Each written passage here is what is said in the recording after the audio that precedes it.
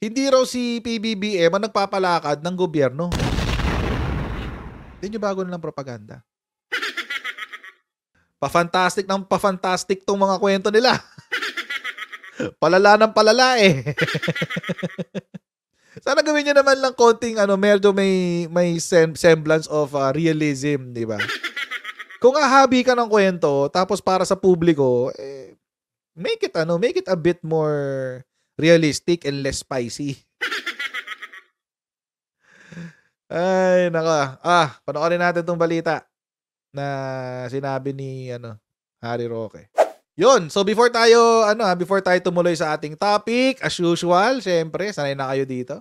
Bago tayo magpatuloy sa ating topic, tayo muna yung magka-shoutout sa mga ibigan natin sa Sendwave. Ayan, so kung kayo po ay nasa US, UK, Canada, Italy, France, Spain, Ireland, and Belgium, may pwede na po yung magpadala na inyong mga remittances sa Pilipinas. Gamit po ang Sendwave. Ang gagawin nyo lang ay i-download ang Sendwave app, gawa kayo ng account. Ilagay yung bank details nyo dyan at pwede na kayo magpadala sa GCash, sa mga bangko at iba't ibang mga pawn shops. At kapag ginamit nyo pa kayong promo code na Coach Jared ay makakuha kayo ng karagdagang $20 free credit. Kaya yan, gamitin na si Sendwave for all of your remittance needs. Well, ako ay nagdududa kung sino na talagang may control ng gobyerno. Kasi yun nga February of last year, tinrace ko sa internet, miski i-type nyo dyan, PBBM, we do not need charter change on economic provisions. Lalabas yan. Talagang sinabi niya, it is not a priority. I remember that. Hindi pa naman nanggagaling sa bibig niya. Pabor siya sa economic. Well, kahapon pala. Kahapon, nanggaling na sa Philippine Constitutional Association na kinakailangan baguhin ang economic provisions. That's only 1 year apart na nagbago ng posisyon. Hindi ko maintindihan ngayon kung talagang yan ang paninindigan niya or rineresbakan lang niya yung presidential insan para wag mapahiya. Dahil the Court of Public Opinion is against it. Pero anong dahilan na nagbago na naman siya ng posisyon dyan? Diba? Bakit natin hindi na kailangan? At without charter change naman, we are the second fastest growing economy in Asia in 2022. So tama yung sabi niya na hindi niya kinakailangan baguhin ang economic provisions. Diba? So anong nangyari? Bakit nagbago na naman siya? Can you expound a little bit, sir, dito sa sinasabi mo lang, just a line, sabi mo kanina, nagtataka ka na kung sino ba talaga ang nagkokontrol ng gobyerno? Who else could be? Anong nasa isip mo, Sik? Well, kasi kung 2 years ago, a year ago in February, sabi niya na hindi kinakailangan baguhin ang economic provisions ng saligang batas. Pero alam naman natin na later on, lumabas na speaker once charter change of economic provisions. Sino ngayon ang nasusunod? Si Presidente o si Speaker? Diba sa issue ng charter change, mukhang nasunod ang Speaker, hindi ang Presidente? Fantastic beasts. Fantastic story. Extraordinary. Chismis sa chismis eh. Yung ang daming sinabi na chismis. Opinion lang, ganun. Actually, it's a good strategy kung tutuusin. Kung magpapaano ka, kung may propaganda ka na gustong ikalat, daanin mo sa ganyan. Magtanim ka ng pagdududa. Tanim ka ng pagdududa. Tulad ng ginawa ni Harry Roque, ni Attorney Harry Roque. Sabi niya, bakit naman? Bakit bigla nagbago? Nung isang taon, ayaw niya. Tapos ngayon, gusto na niya. Baka kasi gusto lang ni Martin Romualdez na mag-charter change. Kung ganun, sino talagang nasusunod? Etc. Diba? Lakas mga OG Diaz eh. But anyway, yun yung sinabi niya. Totoo naman yun na mayroon talagang sinabi si PBBM last year. Ayan, February 13, 2023. Chacha is not a priority. Yun yung sinabi niya. Philippine Information Agency yan. So, gobyerno yan. Kaya dapat tama ang pagkaka-quote nila dyan. Sabi ni PBBM, it's not a priority for me because there are many other things that need to be done. There are so many different things. There are so many other things that we need to do first. I think the reason that it's being talked about is because of the economic provisions. We really want to have an investment. Sometimes that's an obstacle. Yung yung 60-40 provision ng ating constitution, no? The issues there, the ownership, appropriation, those kinds of things. Baka ownership ng real estate to. But for me, we can do all these things we talked about without changing the Constitution. Yun yung una niyang statement. Tapos, ang pinanggagalingan ni Attorney Harry Roque, bakit sa loob ng isang taon, or even less than 1 year, kasi naalala ko, December, tama ba? I think December yon, sinabi ni PBBM na pinag-iisipan na niya kung dapat bang baguhin ang ating Constitution. Ganon yung sistema. Ngayon, mga kotsero, ang chismis ngayon na binubuo is hindi naman talaga kasi si Bongbong ang may hawak sa gobyerno. Si Martin Romualdez talaga. Talaga? Ba't ganun? Paano ka umabot sa ganung conclusion? Kasi mga kotsero, isa lang naman ang ibig sabihin sa akin yan. Kung si PBBM ay wala nang hawak sa ating gobyerno at si Martin Romualdez ang nasusunod, dapat, sa lahat ng aspeto, si Martin Romualdez ang masusunod. Tama ba? Ganun naman kasimple yun eh. Sa lahat ng aspeto ng gawaing gobyerno, si Martin Romualdez dapat ang masunod.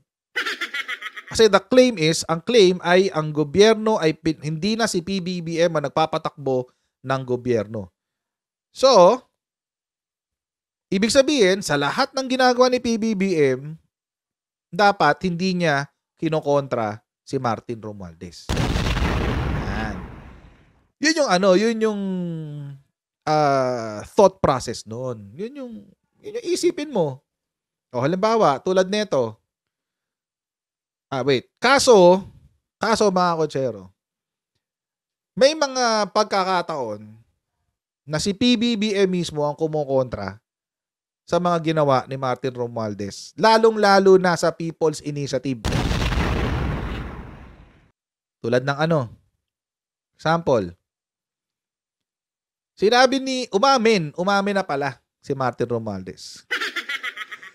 Sabi ko sa inyo sa mga dyan sa mga Martin Romualdez fans na nandito sa channel ko. Kayo naman ang masasaktan dito. Sinabi ni dati, pinagtatanggol niya si Martin Romualdez sa akin. Sinasabi niya, hindi si Martin Romualdez ang may pakana niyan.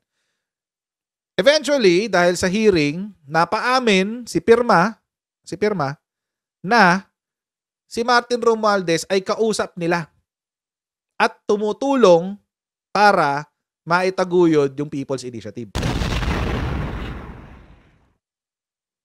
Nung napaamin si Pirma, anong sinabi ni Romualdez? Romualdez is just a facilitator, not its orchestrator.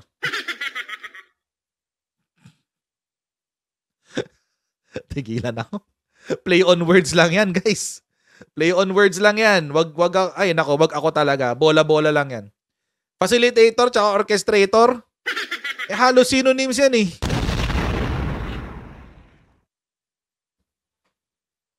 Synonyms yan eh.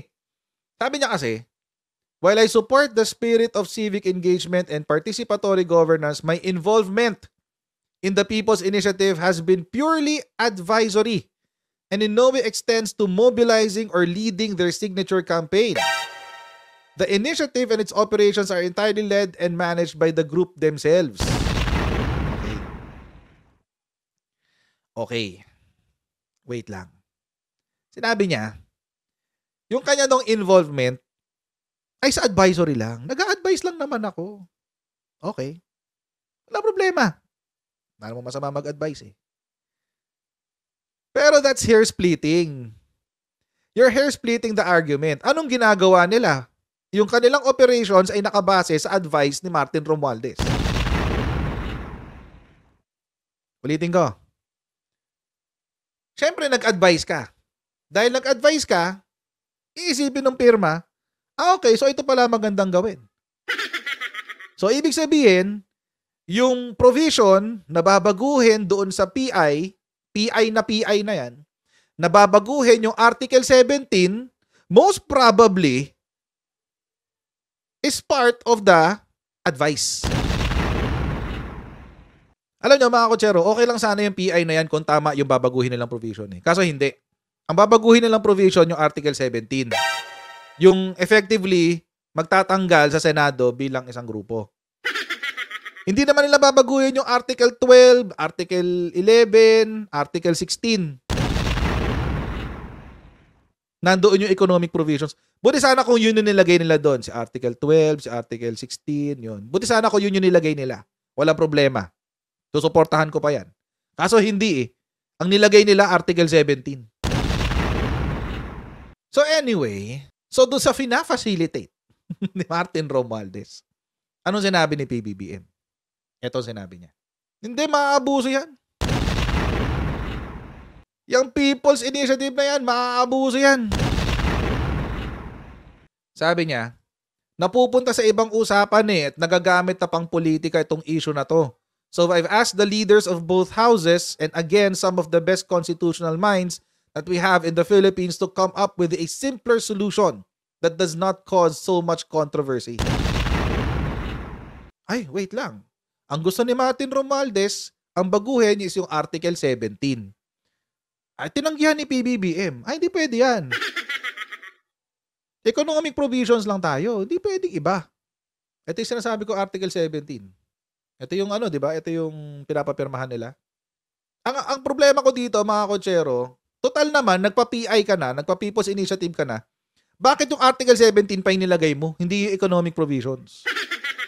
Dapat yung economic provisions ang binago mo. Ang nilagay mo dyan sa signature campaign nyo.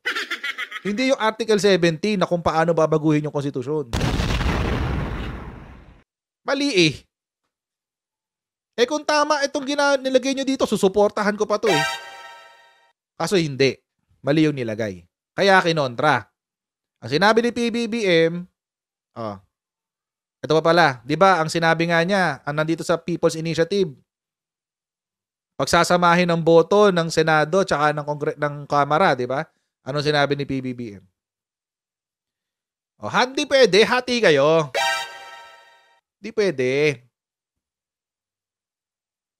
Hati kayo. Hindi pwede magsama ang boto ng lower house tsaka Senate. Paano na yan, Attorney Harry Roque? Paano yun? Akala ko ba si Martin Romualdez ang nasusunod? Dalawa na to, nakinontra ni PBBM. Napupolitika daw yan eh. I met with our legal luminaries and I tried to find a way dahil yan naman talagang aabuti nila. Are the economic provisions that I have been talking about for this many years already. Sabi ni PBBM, the best analysis and interpretation that we have is that the legislature is of bicameral nature. And therefore, that implies that they will vote separately. They'll vote separately. So how that will be done now is what we are trying to figure out. How will it be done? So that both houses role in this bicameral system is preserved, and that is what we are working on right now. Yun ang sinasabi. Pangalawa na to. Una, kinontra ni PBBM yung actual na People's Initiative. Di pwede yan, sabi niya. Di pwede ang People's Initiative na yan. Divisive yan, sabi niya. Sinabi niya yan. Tapos, pangalawa, kinontra niya yung laman nitong nung pinapalista. Economic charter change lang, hindi pwedeng lumampas sa iba. Hanggang dito lang tayo sa economic charter change. Ito yung statement niya kahapon. February 8. Ito yung statement niya kahapon, guys. Na sinasabi ni Attorney Harry Roque na nagbago yung posisyon niya. Sabi, we must allow this healthy and democratic debate to rage on, engaging and informing the minds of our citizens, especially since the socio-economic development of our country is directly involved. I will neither hinder this dialogue nor encroach on the prerogatives of Congress and the sovereign will of the Filipino people. Ito pa. I want to make it clear. This administration's position in introducing reforms to our Constitution extend to economic matters alone or those strategically aimed at boosting our country's economy, nothing more. Yung ginagawa ng PI nga hindi naman yung economic provisions ang nilagay. Anong nilagay? Amendments or revisions to the Constitution? Alam nyo mga kotsero, yung mga ganyang statement, it is aimed to diminish, mabawasan ang pagtitiwala ng taong bayan sa administrasyon. Yun yung goal niyan. Wala namang ibang goal yan eh. Bakit? Kapag nabawasan ang pagtitiwala sa administrasyon, sinong papakinggan? Adi sila. Diba? Sila ang papakinggan. Hindi yung kabila. So, meron din sinabi si Attorney Harry. Sabi niya, ba't biglang nagbago? Hindi, impluwensya yan ng pinsan niya, si Specker. Impluwensya yan nun. Siya talaga nagpapatakbo ng bansa, si Specker. Yun yung sinasabi niya. Alam niyo mga kotsero, hindi ko naman sinasabi na ito yung ito yung ginagawa. Ito yung nasa isip ng presidente. Pero I can think of a possible reason kung bakit biglang nagbago ang isip ni presidente. Ito yung possible reason.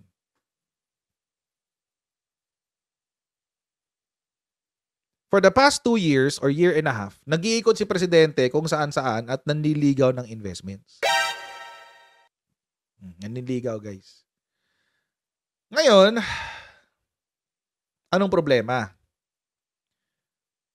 Ayan, this brings us to why we have now come here and have been going around the world not only to tout the changes that we have had in the Philippines, but also to ask what is it that you think you need so that the Philippines becomes an investment-friendly place. So, ibig sabihin, mga kotsero,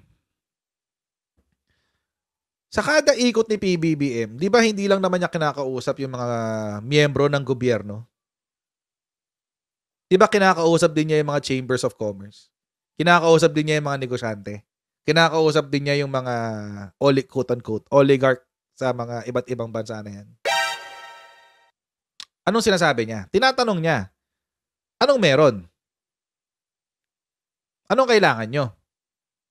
Kasi kami, open kami for business. Anong kailangan nyo para mapapasok kami, para mag-invest kayo dito sa Pilipinas? Yun ang sinasabi. Sinabi niya. Now, siguro, and this is just an assumption. And this is, opinion ko lang to. This may not be true. But, regardless, opinion ko lang naman to eh. Si PBBM may have heard some opinions from the business community regarding how we implement our laws, how restrictive our laws are pagdating sa investments, etc., etc. At ilang bansa na ba yung napuntahan niya? Jakarta, Singapore, New York, Singapore ulit, Phnom Penh, Bangkok, Brussels, Beijing, Davos, Tokyo, Washington, London, Indonesia ulit, Malaysia, Indonesia ulit, Singapore. Last year lang to.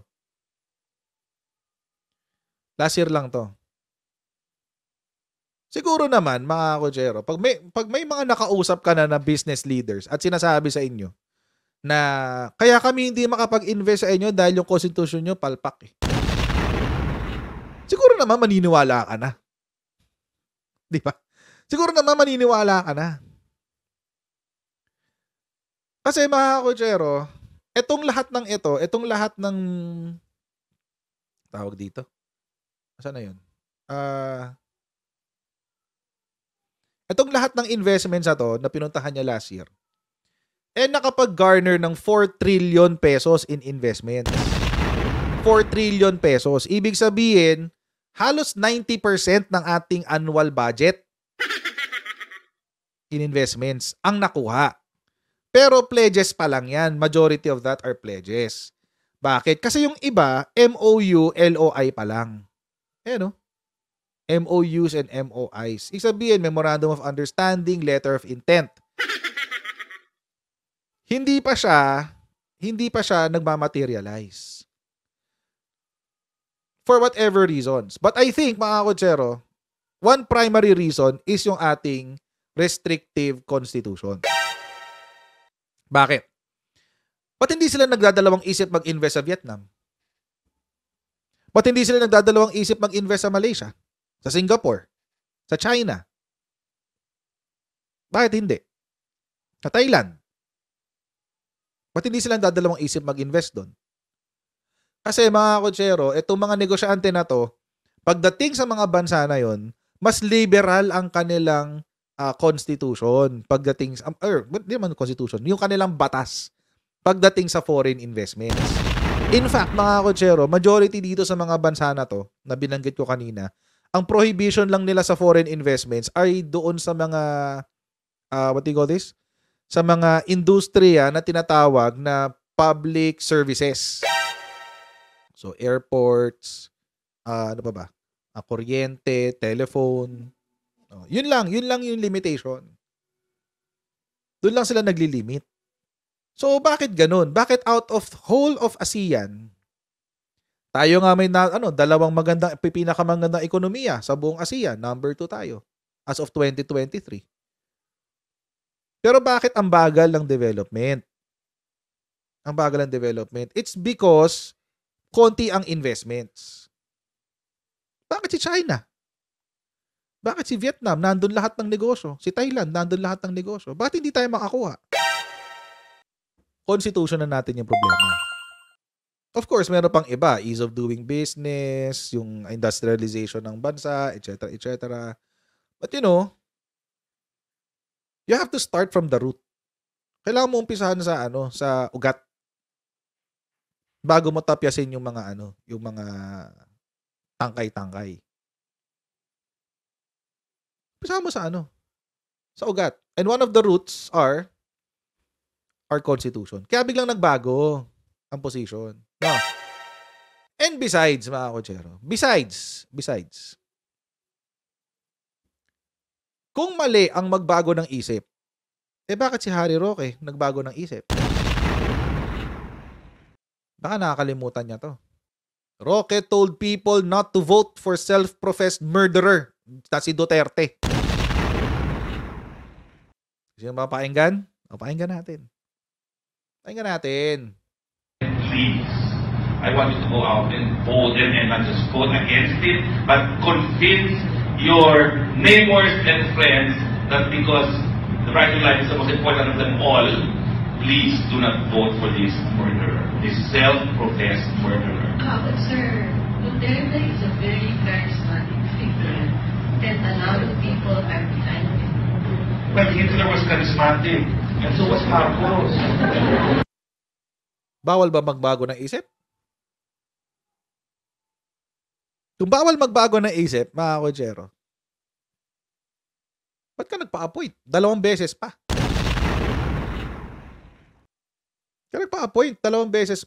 Tinawag mo sabi mo kay Digong, kay Xi Digong, self-professed murderer.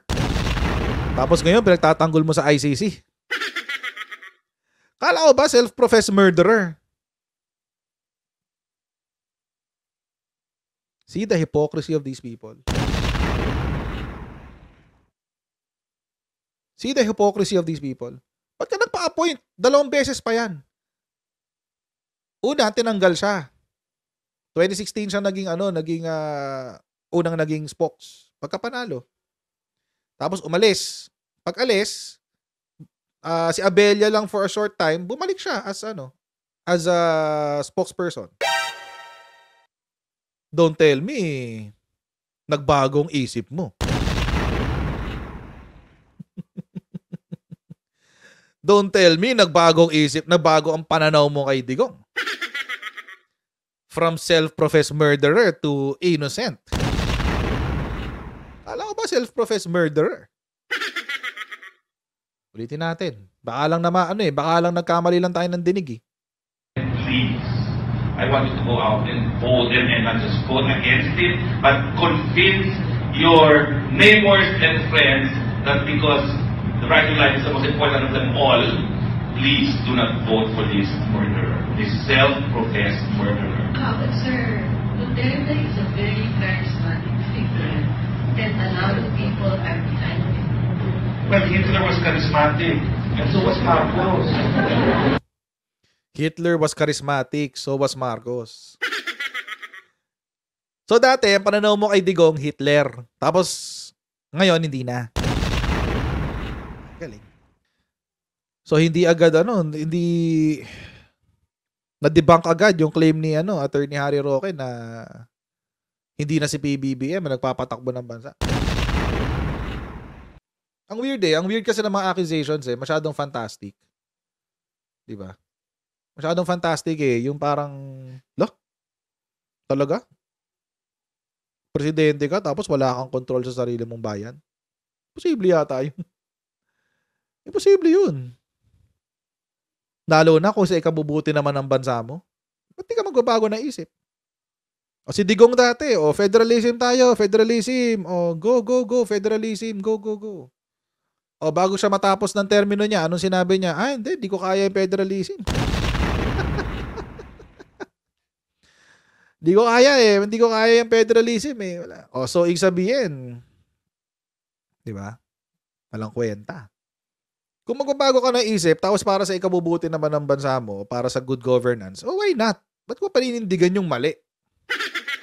Di ba? Yun ang problema Paninindigan mo yung mali. Pagtatanggol mo yung pagkakamali ng politikong idol nyo. So ayun mga kotsero. Maraming pong salamat sa inyong patuloy na pagsuporta sa ating channel. Please don't forget to like, share, and subscribe sa Coach Jared YouTube channel. And pa-follow na rin po tayo sa ating Facebook page para lagi updated sa mga ganap dito sa ating channel. And I'll see all of you in the next Coach Jared Live. Alright, bye everyone. See you next time. Bye.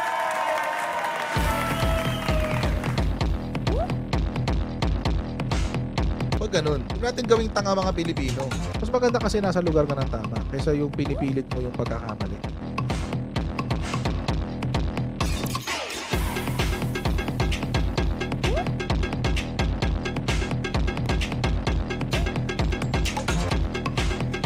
Are they willing to go that far? Hindi makakalimutan ng Pilipino yan hanggat di nasasagot niya. Sino ngayon nagsasabi ng totoo?